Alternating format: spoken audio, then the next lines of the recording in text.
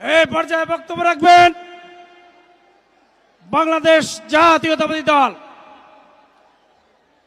চেয়ারম্যানের মাননীয় উপদেষ্টা, বরিশাল থেকে বারবার নির্বাচিত সংসদ সদস্য, বরিশাল ৫ আসনের ধানের শীষের পদপ্রার্থী জনাব অ্যাডভোকেট মুজিবুর রহমান সরোয়ার। বিসমিল্লাহির রহমানির রহিম। আজকের এই বিশাল জনসভার সম্মানিত সভাপতি, আজকে আমাদের প্রধান আকর্ষণ বাংলাদেশ জাতীয় দলের চেয়ারম্যান জনাব তারেক রহমান আমাদের মধ্যে আছেন। আজকে আমাদের স্ট্যান্ডিং কমিটির নেতৃবৃন্দ, এমপি নমিনেশন প্রাপ্ত এমপি বৃন্দ এবং বিএনপির বিভিন্ন পর্যায়ের নেতৃবৃন্দ, আসসালামু আলাইকুম। এই মাঠে বরিশালের উন্নয়ন ডিক্লেয়ার করেছিল। আজকে আমাদের সেই নেত্রী নেই। তিনি বরিশাল উন্নয়নের জন্য যা করেছেন সেটার কথা হলো, প্রেসিডেন্ট জিয়াউর রহমান 1979 সালের 23 নভেম্বর শুক্রবার দিন বরিশালে বিরল ক্যাবিনেট মিটিং করেন।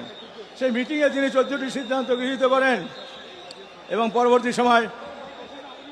পরবর্তী সময় দেশনেত্রী বেগম খালেদা জিয়া যখন প্রধানমন্ত্রী হন, তিনি এসে বরিশাল বিভাগ ঘোষণা দিলেন, বিশ্ববিদ্যালয় ঘোষণা দিলেন, বোর্ড, টিচার্স ট্রেনিং কলেজ সব ঘোষণা, উন্নয়ন সব ঘোষণা দিলেন।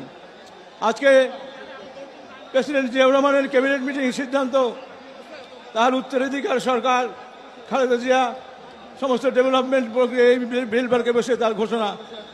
আমরা আজকে দাবি জানাবো শুধু আমাদের নেতার প্রতি, ইনশাল্লাহ আমাদের নেতা প্রধানমন্ত্রী হবে। বেশি সংখ্যাগরিষ্ঠ আসনে যিনি পাবেন তিনি প্রধানমন্ত্রী হবেন। প্রধানমন্ত্রী হলে পরে আমাদের দাবি থাকবে 1979 সালের 23 নভেম্বরের যে বিরল ক্যাবিনেট মিটিংয়ের সিদ্ধান্তগুলো এখনো আওয়ামী লীগ বাস্তবায়ন করে নাই, তার ধারাবাহিকতা রক্ষার জন্য জনাব তারেক রহমানের কাছে বরিশালের আকুল আবেদন থাকবে যে আপনারা আমাদের দাবিগুলো ইনশাল্লাহ পূরণ করতে পারবো।